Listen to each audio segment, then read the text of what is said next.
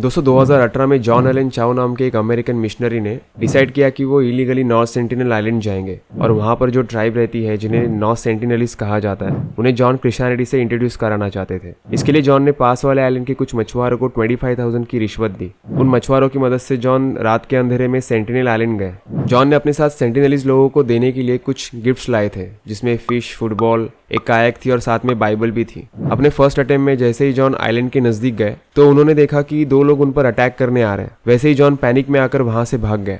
पर कुछ देर बाद जॉन ने और एक अटेम्प्ट किया बट डिफरेंट लोकेशन से। इस बार जॉन को 2 बच्चे दिखे। उन बच्चों के पास जाकर जॉन उन बच्चों को बाइबल में लिखी बात समझाने की कोशिश कर रहे थे। तब उनमें से एक बच्चा आगे आकर जॉन पर एरो शूट करता है। लकीली वो एरो बाइबल पर लगी जो जॉन ने अपने चेस्ट की तरफ रखी थी और ऐसे जॉन की जान बच गई और वहां से जॉन भाग गया। 16 नवंबर 2018 को जॉन ने अपने पेरेंट्स को लेटर लिखा जिसमें उन्होंने कहा कि अगर उन्हें कुछ हो गया तो आप गॉड और इन लोगों को जिम्मेदार मत ठहराना। अपने थर्ड अटेम्प्ट में जॉन सेंटिनलिस्ट ट्राइब से मिलने तो गए पर वापस नहीं आए। जो मछुआरे जॉन को छोड़ने गए थे वो दूर से देख रहे थे कि सेंटिनलिस्ट लोग किसी की बॉडी बरी कर रहे थे। कपड़े मिलने पर कंफर्म हुआ कि वो बॉडी जॉन चाओ की थी। नॉर्थ सेंटिनल आइलैंड ये बे ऑफ बंगाल में इंडिया के अंडमान एंड निकोबार आइलैंड का हिस्सा है। अंडमान एंड निकोबार आइलैंड ये एक ग्रुप है टोटल 572 आइलैंड्स का जो 3 डिस्ट्रिक्ट्स में डिवाइडेड है जिनमें north and middle Andaman, south Andaman and Nicobar districts आते हैं। नॉर्थ सेंटिनल आइलैंड करीब 50 किलोमीटर दूर है कैपिटल पोर्ट ब्लेयर से। ये एक छोटा सा आइलैंड है 60 स्क्वायर किलोमीटर का और ये घने जंगलों से भी भरा हुआ है। यहाँ पे रहने वाले लोगों को नॉर्थ सेंटिनलिस्ट कहा जाता है। ये शायद दुनिया की आखिरी अनकॉन्टेक्टेड ट्राइब है। मतलब इन्हें बाहर की दुनिया के बारे में कुछ भी नहीं पता।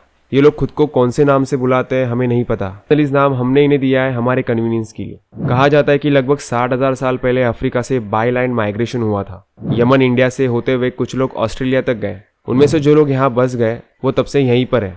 ये लोग आज तक totally isolated and cut off रहते आ रहे बाहर की दुनिया से। कुछ रिसर्च पेपर बताते कि इन्हें खेती करनी नहीं आती। मतलब ये खेती के बारे में नहीं जानते।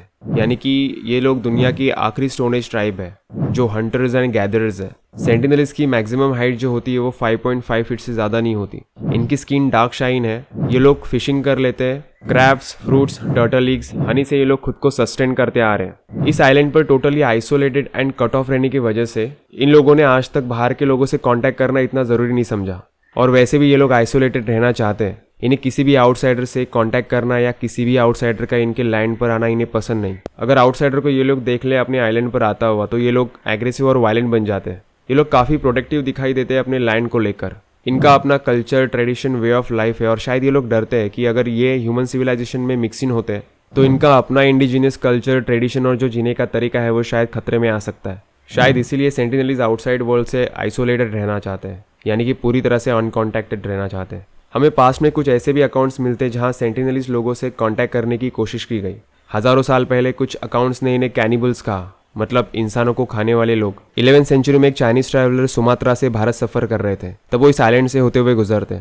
यहाँ पे रहने वाले लोगों को वो कैनिबल्स कहते हैं। इवन चोलाज रूल में भी इस आइलैंड को अशुद्ध कहा गया है और इंसानों को खाने वाले लोग यहाँ पर रहते हैं ऐसा लिखा भी गया है। सेंटिनलीज लोगों के साथ हमें पहला ह्यूमन कांटेक्ट मिलता है 1867 में, जब एक इंडियन मर्चेंट शिप का एक्सीडेंट हुआ था सेंटिनल आइलैंड के नजदीक। इस शिप पर 100 पैसेंजर्स थे जिसमें 20 क्रू मेंबर्स थे। वो कई दिनों तक इस आइलैंड पर फंसे हुए थे। सेंटिनलीज ने इस शिप पर अटैक किया था। कुछ दिन बाद रॉयल इंडियन नेवी ने इन पैसेंजर्स को रेस्क्यू किया। तब तक इन्होंने सेंटिनलीज के साथ लड़ते हुए सर्वाइव किया था। मॉरिस पॉटमन नाम के एक ब्रिटिश नेवल ऑफिसर थे। ये 1880 में 2 अडल्ट्स और 4 बच्चों को किडनैप करके पोर्ट ब्लेयर लाए थे। वो जो 2 अडल्ट्स थे उन्हें पोर्ट ब्लेयर लाते ही उनकी इलनेस की वजह से डेथ हो गई। ये देखकर पोर्टमैन ने उन 4 बच्चों को कई गिफ्ट्स के साथ वापस सेंटिनल आइलैंड भेज दिया था। नॉर्थ सेंटिनलीज लोग कई सालों से आइसोलेटेड रहे हैं अदर ह्यूमन सिविलाइजेशन से। इनमें इतनी इम्यूनिटी डेवलप नहीं हो पाई है कि ये हमारी दुनिया की जर्म्स, वायरस, डिसीजेस को रेजिस्ट कर पाए। पोर्टमैन ने जिन 4 बच्चों को छोड़ा था वापस, ये चांसेस होंगे कि वो बच्चे अपने साथ कई इलनेस, वायरसेस कैरी करके ले गए होंगे। और शायद ये भी एक रीज़न है कि सेंटिनलीज आउटसाइडर को देखकर वायलेंट एक्ट करने लगते हैं। इंडिपेंडेंस के बाद अंडमान एंड निकोबार आइलैंड के ट्राइब्स के साथ कई बार कांटेक्ट एस्टैब्लिश करने की कोशिश की गई। 1967 में एंथ्रोपोलॉजिस्ट त्रिलोकनाथ पंडित अपनी 20 मेंबर की टीम के साथ सेंटिनल आइलैंड की एक्सपीडिशन पे गए थे। ये लोग अपने साथ कोकोनट्स और कुछ यूटेंसिल्स लेकर गए थे एज अ गिफ्ट सेंटिनलीज को देने के लिए। पर सेंटिनलीज उन्हें दूर से ऑब्जर्व कर रहे थे बट कोई नज़दीक नहीं आया, तो उन्हें उनके गिफ्ट्स वहीं पर छोड़ के वापस जाना पड़ा। फिर 1974 में सेंटिनलीज के साथ कांटेक्ट एस्टैब्लिश करने की कोशिश की गई। इस बार एक इंडियन फिल्म क्रू डॉक्यूमेंट्री बनाने गया था अंडमान एंड निकोबार आइलैंड्स के ट्राइब्स पर, बट सेंटिनल आइलैंड पर इनका वेलकम कुछ अच्छा नहीं हुआ। ये सेंटिनलीज के लिए कोकोनट्स और एक सुअर बंधा हुआ लेके गए थे। लोकल्स ने कोकोनट्स तो ले लिए पर सुअर को मारकर रेत में वहीं दफना दिया। ये लोग सेंटिनलीज के इस एक्ट को दूर से देख रहे थे। तभी कुछ सेंटिनलीज अटैक करने लगे इस क्रू पर अपने बोज एंड एरोस से, और अनफॉर्चुनेटली एक एरो फिल्म के डायरेक्टर प्रेम वैद्य के थाई में लगा। ये पहली बार था जब सेंटिनलीज को कैमरा में रिकॉर्ड किया गया था। फिर 1981 में प्राइमोस नाम की एक मर्चेंट शिप फंसी थी इस आइलैंड पर। इस शिप के पैसेंजर्स पर अटैक हुए थे सेंटिनलीज द्वारा।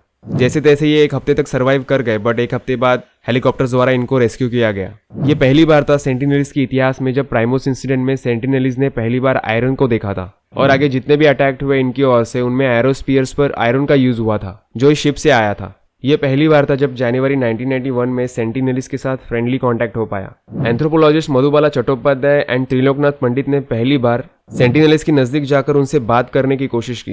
इन्हें अपने हाथों से कोकोनट्स दिए, और यह पहली बार था जब सेंटिनलीज ने किसी आउटसाइडर को अपनी टेरिटरी में अलाउड किया था। फिर 1991 में भी एक महीने बाद त्रिलोकनाथ पंडित गए थे सेंटिनल आइलैंड। लोकल से उन्होंने कम्युनिकेट किया, उन्हें गिफ्ट्स दिए, और लोकल्स ने भी हैप्पीली इन्हें एक्सेप्ट किया। पर ये इनका सेंटिनलीज के साथ लास्ट कांटेक्ट था। उसके बाद जितनी भी एक्सपीडिशन सेंटिनल आइलैंड हुई, वायलेंट ही देखने को मिला। यहाँ पे ये समझ में नहीं आ रहा है कि आखिर क्यों सेंटिनलीज इतने शॉर्ट पीरियड ऑफ टाइम के लिए फ्रेंडली हो गए और फिर वायलेंट देखे गए। नतीजा 1997 में इंडियन गवर्नमेंट ने इस आइलैंड पर जाने से बैन लगा दिया। गवर्नमेंट का कहना था कि कोई पॉइंट नहीं है इन लोगों से कम्युनिकेट करने का अगर वो खुद ही कम्युनिकेट नहीं करना चाहते। उन्हें उनके हाल पे छोड़ देना चाहिए, उन्हें डिस्टर्ब नहीं करना चाहिए। गवर्नमेंट की एक पॉलिसी थी आइज ऑन हैंड्स ऑफ, मतलब हम सेंटिनलीज पर नजर तो रखेंगे कि अगर उन्हें मदद की जरूरत होगी तो हम मदद करेंगे, पर उनसे दूर रहेंगे, अपना हाथ दूर रखेंगे। 2004 में इंडियन ओशन में सुनामी आई थी। इंडियन कोस्ट गार्ड का एक हेलीकॉप्टर इस आइलैंड पर गया था इंश्योर करने के लिए कि ये लोग ठीक है, इन्हें कोई डैमेज तो नहीं हुआ। पर जब रिटर्न में हेलीकॉप्टर पर अटैक होने लग रहा था तब ऑफिशियल्स ने इंश्योर किया कि ये लोग ठीक है और हेल्दी भी।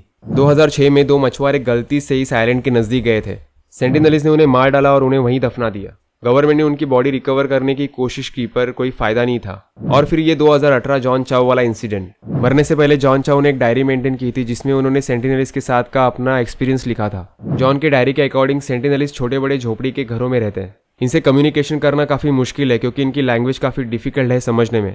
यहाँ पर छोटे बूढ़े बच्चों को मिलाकर 250 लोग इनहैबिटेड है, बट गवर्नमेंट के एस्टिमेट के हिसाब से यहाँ पर 50 से 500 लोग हो सकते हैं। अब हमें ये तो पता है कि सेंटिनलीज वायलेंट होते हैं आउटसाइडर को लेकर। अगर कोई आउटसाइडर उनकी टेरिटरी में जाने की कोशिश करता है तो वो काफी वायलेंट बन जाते हैं। कुछ एंशिएंट हिस्टोरियंस ने इन्हें कैनिबल्स कहा था, पर एक्चुअली ऐसा नहीं है। ये लोग कैनिबल्स नहीं है, इंसानों को नहीं खाते, बल्कि इन लोगों ने तो fruits, fish, crabs, Honey, turtle eggs in सब से खुद को सस्टेन किया है। सेंटिनलीज इस आइलैंड पर आज तक सस्टेनेबली रहते आ रहे हैं। ये लोग नेचर से मिलने वाले रिसोर्सेज का सस्टेनेबली यूज कर रहे हैं, पर नेचर को कोई हानि नहीं पहुंचाई, नेचर के साथ खिलवाड़ नहीं की, पेड़ नहीं काटे।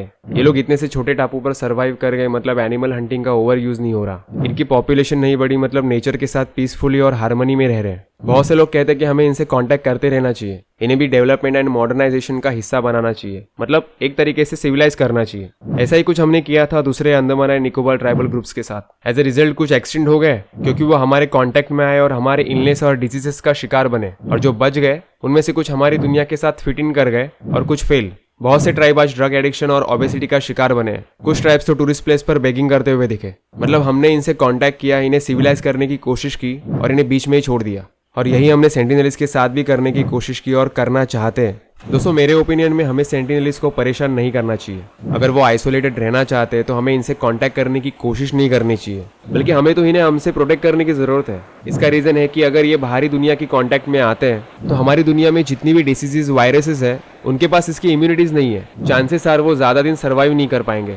बेहतर यही है कि उन्हें पीसफुली उनकी लाइफ जीने दी जाए। दोस्तों, आपका क्या ओपिनियन है नीचे कमेंट में लिख के जरूर बताइए। अगर वीडियो पसंद आया तो चैनल को सब्सक्राइब जरूर कीजिए। मिलते हैं नेक्स्ट वीडियो में। धन्यवाद।